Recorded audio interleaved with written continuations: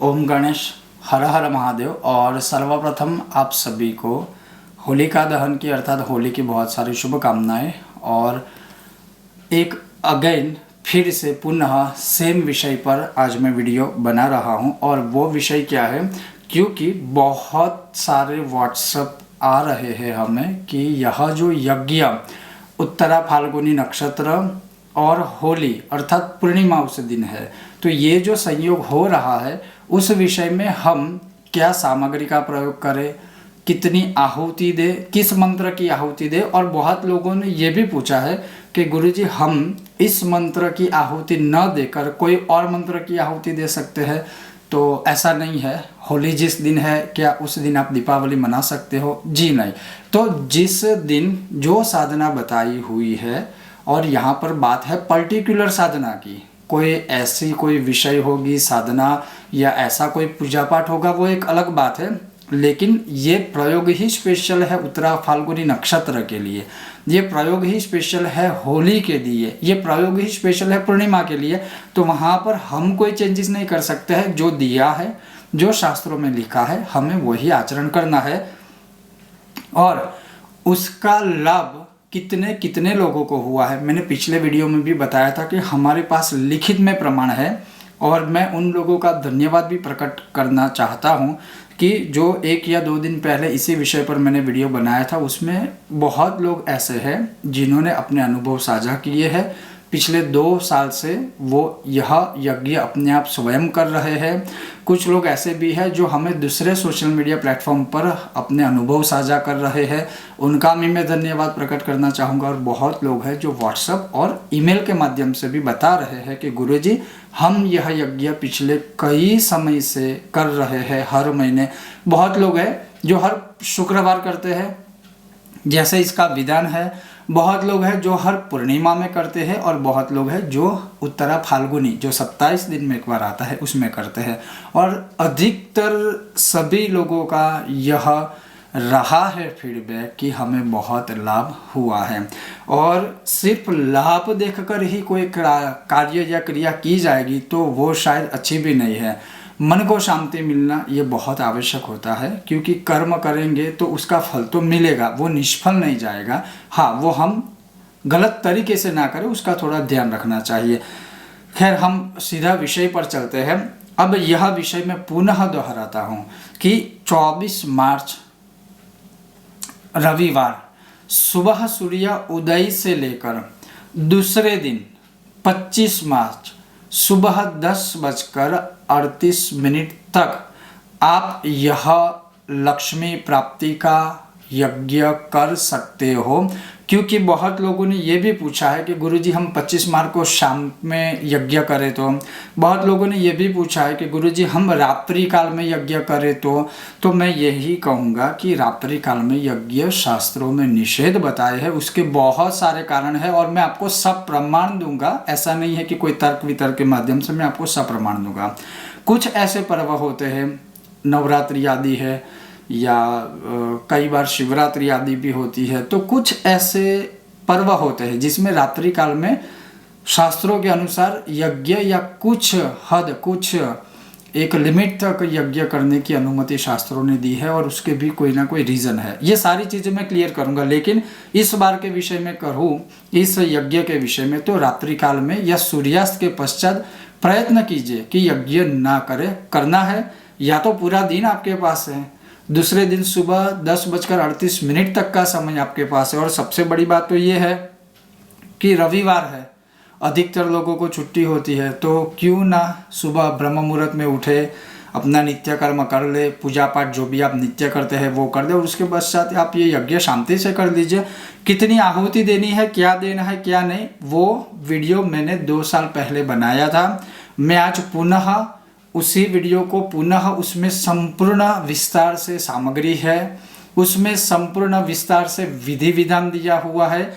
आप यह यज्ञ 24 मार्च रविवार, होलिका, पूर्णिमा, ये जो योग बन रहे हैं, और न केवल इतने योग, रवि योग भी है उस दिन, व्यतिपात महापात भी है। तो इस योग में यह लक्ष्मी यज्ञ अपार धन देने वाला है, कर्ज मुक्ति के द्वार खोलने वाला है। और न केवल आप सिर्फ इस पूर्णिमा या फिर उत्तरा फाल्गुनी में यह यज्ञ करें, अपितु अगर आपको हर महीने की उत्तरा फाल्गुनी नक्षत्र में यह यज्ञ करना है, आप कर सकते हो। हर पूर्णिमा में आपको यह यज्ञ करना है, आप कर सकते हो। उसमें देखिएगा हमने जो सामग्री बताई है, जैसे सफ़ेद पुष्प की पंखुड़ियाँ है, शहद है, गौ माता का घी है, समिध जिसे दूसरी भाषा में लकड़ियाँ कहते हैं हवन की, लेकिन पवित्र सूचक शब्द है वो समिध या काष्ठ है, वो ले सकते हैं। और उसके अलावा जैसे मैंने कहा सफ़ेद तिल आदि है।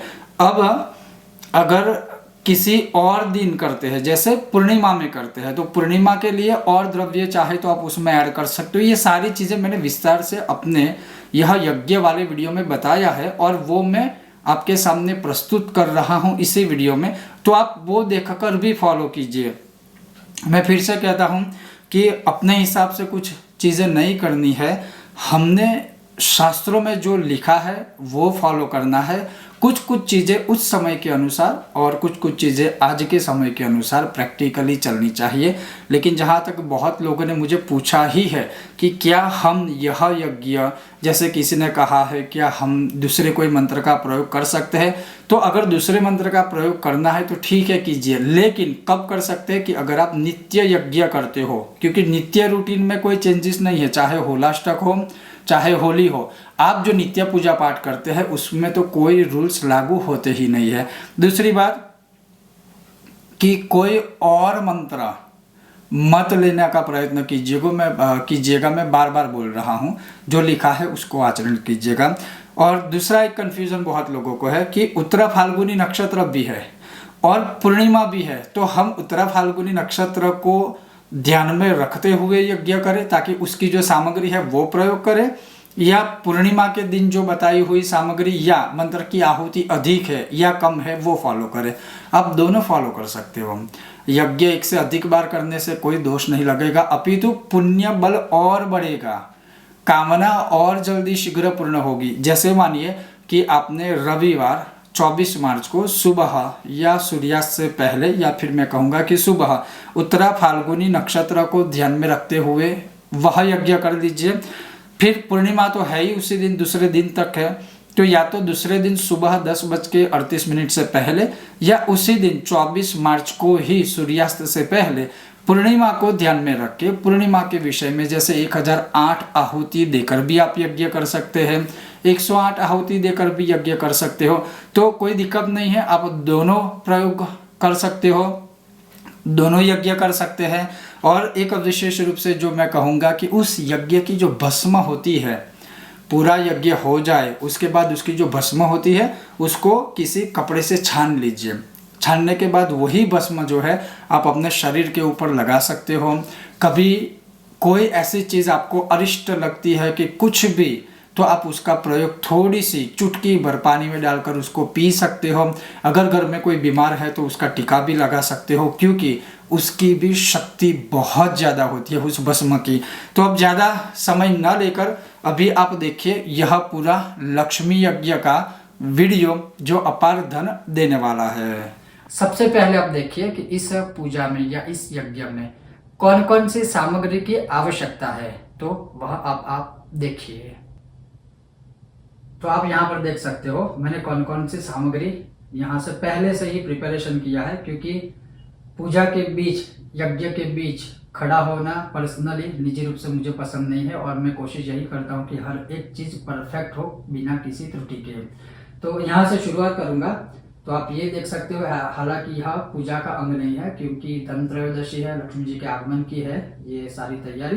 तो ये ऐसे ही घर पे ही अन्न के द्वारा बनाया हुआ लक्ष्मी जी के आगमन के लिए, एक उनके स्वागत के लिए बनाई हुई एक चीज है। आप इसे कार्ड कह सकते हो, या लक्ष्मी जी के आगमन के लिए, या धनागमन के लिए, या अन्न आगमन के लिए बनाई हुई चीज है। तो आप कोई भी अपने हिसाब से डेकोरेशन कर सकते हो। अब यहाँ से शुरुआत करते हैं। सबसे पहले मैंने एक कलश भर के पानी लिया है। हालांकि इसमें जल का प्रयोग नहीं होता है, लेकिन किंतु क्यों मैंने लिया है वो आपको बताऊंगा बाद में। यहाँ पर मैंने पवित्र समिधा ली है, पवित्र वृक्ष की, जैसे पीपल आदि होते हैं, पीपल है, वट वृक्ष है, औदुंबर है, आम है तो आप इस प्रकार से ले सकते हो। यहाँ पर मैंने माचिस की एक पूरी पैकेट लिया है, मैच बॉक्स लिया है अग्नि को प्रज्वलित करने के लिए। ये नैपकिन है हाथ केवल पोंछने के लिए, ताकि बीच यज्ञ में खड़ा होना ना पड़े। यहाँ पर मैंने एक छोटा सा यज्ञ कुंड लिया है और वह यज्ञ कुंड मैंने इस ताम्र प्लेट में रखा है। और जैसे मैंने अभी आपको यह कलश दिखाया पानी भरा हुआ, तो यह जो कलश है उसमें जो पानी है मैं इसमें रखूंगा। उसका रीजन क्या है कि देश काल अनुसार विदेशों में या हमारे ही देश में जैसे शहरों में कई बार होता है कि नीचे वुडन फ्लोर होता है, कारपेट आदि होता है या पत्थर होते हैं, तो डायरेक्ट सीधा हवन कुंड उस पर ना रखकर ऐसे अगर आप एक ताम्र प्लेट में या स्टील की बड़ी प्लेट में या यज्ञ कुंड की साइज के अनुसार प्लेट में पानी पहले रख दीजिए और उसमें हवन कुंड रख दीजिए, ताकि नीचे की जो प्लेट है वो कभी गर्म नहीं होगी पानी की वजह से, और उसके नीचे फ्लोर होगा, कारपेट होगी, तो वो जलेगी नहीं। यानी एक सेफ्टी पर्पज के लिए हमने ये रखा है, तो आप वह फॉलो कर सकते हो। अब यहाँ मुख्य रूप से जो मेन चीज है यज्ञ में, जैसे सफेद तिल है, शहद है, गाय का घी है और सफेद फ्लावर्स लिए हैं। तो आप ये पूर्ण रूप से सफेद देख सकते हो। यहाँ मैंने एक रोज लिया है जिसकी मैं अभी पेटल्स बनाऊंगा। यहाँ पर भी मैंने एक फ्लावर्स लिया है जिसकी मैं पंखुड़ियां बनाऊंगा, और ये ड्राई फ्लावर्स है। और एक अच्छी रेसिपी है कि आप इस ताजे फूल को भी कैसे ड्राई कर सकते हो, वो भी एक दिन मैं आपको प्रैक्टिकली दिखाऊंगा। तो पहले यज्ञ से पहले यह सारी प्रिपरेशन कर दीजिए। और हाँ, यज्ञ को प्रज्वलित करने के लिए इस प्रकार से आपको पहले से एक बाती भी रखनी है, और फिर कैसे यज्ञ कुंड में प्रज्वलित करना है वो भी मैं आपको आगे दिखाऊंगा। लेकिन कहने का तात्पर्य ये है कि यज्ञ करने के लिए या पूजा पाठ करने के लिए सबसे पहले जो सारी आवश्यक चीजें हैं वो पहले से ही लेके बैठिए। तो जैसे आपने देखा कि पहले से यज्ञ से पूर्व कैसे प्रिपरेशन किया जाता है, अब सीधा यज्ञ शुरू करना है, फिर भी एक दो स्टेप आप उसे फॉलो कीजिए। जैसे सबसे पहले आचमन करना है। ओम ह्रीं केशवाय नमः, ओम ह्रीं नारायणाय नमः, ओम ह्रीं माधवाय नमः, ओम ह्रीं गोविंदाय नमः इति हस्तं प्रक्षाल्य। इस प्रकार से आप आचमन कर लीजिए सबसे पहले। और अगर आप शिखाधारी हो, आपने शिखा रखी है, तो शिखा को भी बंधन करना है। ओम मानस्तो केतनये मान आयुखिमान गोकुमान अश्वे कुरीरिकः मान वीरं ग्रबामिनो वदीरः विखमन्दः सदमित्वा हवामहे। मान लीजिए आप यह वैदिक मंत्र नहीं बोल सकते हो, तो सिंपल सा ओम चिद्रूपिणी महामाये दिव्य तेज समन्वितः तिष्ठ देवी शिखा बंदे तेजो वृद्धिम कुरुष्व में, अर्थात मेरे तेज की वृद्धि कीजिएगा। शिखा खुली रखकर कभी यज्ञ पूजा पाठ आदि नहीं किया जाता है। अगर आपने शिखा नहीं रखी है तो कोई बात नहीं, कोशिश कीजिएगा रखने की। जैसे एक धर्म एक पंथ है, चाहे कोई भी हो, सब रखते हैं, आप समझ गए होंगे। शिखा आवश्यक है, तो शिखा अगर आपने रखी है तो शिखा बंधन कर लीजिए। अब हम शुरू करते हैं यज्ञ। तो जो मैंने आपको बताए थे पुष्प, तो पहले क्या करें, अगर रोज व्हाइट लिया है तो व्हाइट रोज, जैसे देखिए आप यहाँ पर मैं उसकी पंखुड़ियां कर रहा हूँ, क्योंकि बहुत सारे लोगों ने प्रश्न किया था कि 108 पुष्प लेने हैं। तो अगर बहुत बड़ा यज्ञ कुंड है मिट्टी का तो आप ले सकते हैं, कोई दिक्कत नहीं है, अन्यथा आप ऐसे देखिए, ये मैंने पुष्प की पंखुड़ियां कर ली। उसी प्रकार से ये दूसरा पुष्प है, उसकी भी मैंने यहाँ पर पंखुड़ियां कर ली है। और ये जो चीज है वो यज्ञ कुंड में नहीं डालनी है। वैसे ही ये जो पुष्प है उसकी भी पंखुड़ियां कर ली है। और एक अच्छी चीज कि ऐसे देखिए आप, बहुत छोटे छोटे फ्लावर्स प्राप्त हुए हैं। तो अगर ऐसे है तो 108 पुष्प भी आप इसकी आहुति दे सकते हैं। देखिए बहुत छोटे छोटे, बहुत सुंदर है, तो आप इसकी भी आहुति इस प्रकार से दे सकते हैं। अन्यथा इस प्रकार से पंखुड़ियां कर दीजिए। और ये ड्राई फ्लावर्स जो पेटल्स है वो किए थे, तो यहाँ पर ये सारी चीज मैंने मिक्स कर दी है, खास ध्यान से देखिएगा। अब क्या करना है, इसी पुष्प की पंखुड़ियों में ये जो सफेद तिल है वो भी आप मिश्र कर दीजिए। आप देख सकते हैं ये मिश्र कर दिया। उसी प्रकार से आप देख सकते हैं यहाँ पर मैंने शहद लिया है, हनी लिया है, मधु लिया है, तो वो भी आप इसमें मिक्स कर सकते हो। तो थोड़ा बहुत इसमें आप चाहिए तो मिक्स कर सकते हो।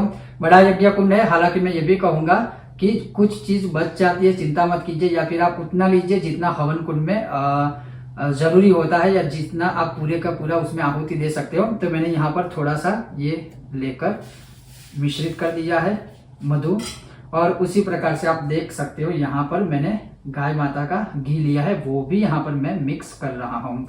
तो आप देख सकते हो ये सारी चीजें मैंने मिश्र कर दी, और थोड़ा घी एक्स्ट्रा भी आपको साथ में रखना है, क्योंकि हो सकता है कि हवन के दौरान क्योंकि अगर फ्लावर्स गीले हैं, पानी वाले हैं, या उसमें थोड़ा सा कोई भी प्रकार का दिक्कत है, तो फ्लावर्स की वजह से हो सकता है यज्ञ बूझ सकता है। तो ऐसा कुछ ना हो, इसलिए थोड़ा सा घी आपको एक कटोरी में साथ में ही रखना है, ताकि आप उसमें आहुति दे पाओ। तो इस प्रकार से आप सब कुछ पहले से रेडी कर दीजिए। आप यहाँ पर देख सकते हो मैंने सभी सामग्री को मिक्स करके आहुति देने के लिए रेडी कर दी है। आप दूसरी तरह से भी यज्ञ कर सकते हो, जैसे आपके परिवार के सदस्य है, जैसे 4 सदस्य है तो एक घी ले ले, एक पुष्प की पंखुड़ियां ले ले, एक सदस्य तिल ले ले, एक थोड़ा सा शहद ले ले, और इस प्रकार से आप अष्टोत्तर शत अर्थात 108 बार आहुति सभी लोग दे सकते हैं। लेकिन मान लीजिए कोई एक बंदा ही, कोई एक व्यक्ति ही अगर आहुति दे रहा है, तो वो तो संभव नहीं है कि एक ही साथ आप 4 सामग्री अलग अलग आहुति दे सकेंगे। तो इसीलिए ऐसे आप उसको मिश्रित करके फिर आहुति दे सकते हैं। उसके बाद यहाँ पर आप जो समीध ली है, तो आप छोटे से हवन कुंड की साइज के अनुसार आप जो भी करें उस प्रकार से फॉलो कीजिए। मैंने यहाँ पर एक छोटी सी रख दी है समीध। उसके ऊपर अब मैं ये जो बात है वो घी वाली करके यहाँ पर रखूंगा। उसके ऊपर थोड़ा सा मैं घी मिश्रित करूंगा ताकि वो प्रज्वलित हो सके। वैसे अगर आप कोई नॉर्मल दूसरा यज्ञ करते हो, नवचंडी है, लघु रुद्र यज्ञ है, घर में भी छोटा यज्ञ है, कोई भी यज्ञ, तो डायरेक्ट ऐसे अग्नि इसमें ही प्रज्वलित नहीं होती है जब तक क्राव्याद अंश नाम की अग्नि का जो आहुति का भाग होता है नैऋत्य कोण में, जब तक वह राक्षस को नहीं दे तब तक सीधा ही नहीं रख सकते। लेकिन इस यज्ञ में कोई ऐसे नियमों का प्रावधान नहीं है, इसलिए हमने सीधा ही यहाँ पर इस प्रकार से प्रिपरेशन किया है। अब जाके आपको अग्नि प्रज्वलित करनी है। ओम श्राम श्रीम श्रीम रत्नेश्वर्ये नमः, ज्वाला मालिन्ये नमः, हुम फट इतिम अग्निं प्रज्वाल्य। इस प्रकार से आप अग्नि को प्रज्वलित कर दीजिए। और जैसे जो भी छोटी सी समीध आदि है, जिसे हम एक सिंपल लैंग्वेज में लकड़ी कहते हैं, हालांकि वह शब्द थोड़ा उचित नहीं है पवित्र भाषा में अगर हम देखें, फिर भी सबको समझ आए इसलिए मैंने यहाँ पर लकड़ी शब्द का प्रयोग किया है। तो बहुत अच्छी तरीके से पहले से ही आप अग्नि को अच्छी तरह से प्रज्वलित कीजिए, ताकि आप जो आहुति उसमें दे रहे हो या देने वाले हो, उसकी वजह से अग्नि नारायण कहीं ना कहीं यहाँ से चले ना जाए। आप अवश्य ध्यान रखिएगा कि अग्नि बहुत अच्छी तरीके से प्रज्वलित हो, क्योंकि जब तक अग्नि प्रज्वलित नहीं होती है तब तक आप आहुति नहीं दे सकते हो। क्योंकि जहां पर अग्नि की ज्योत होती है हवन कुंड में, यज्ञ कुंड में, वो अग्नि का मुख कहलाता है।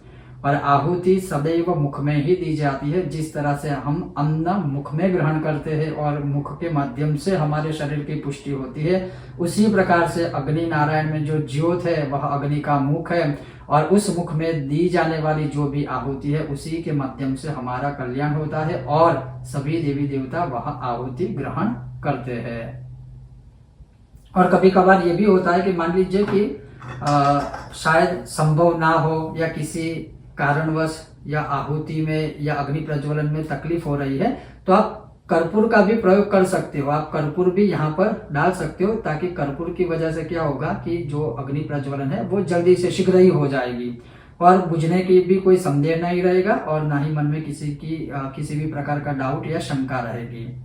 और जब ये प्रज्वलित हो जाता है अग्नि नारायण, उसके बाद आप सीधे ही आहुति दे सकते हैं। लेकिन फिर से यही कहूंगा कि जितने अग्नि नारायण अच्छे तरीके से प्रज्वलित होंगे उतनी आहुति आप अच्छी तरह से दे पाएंगे।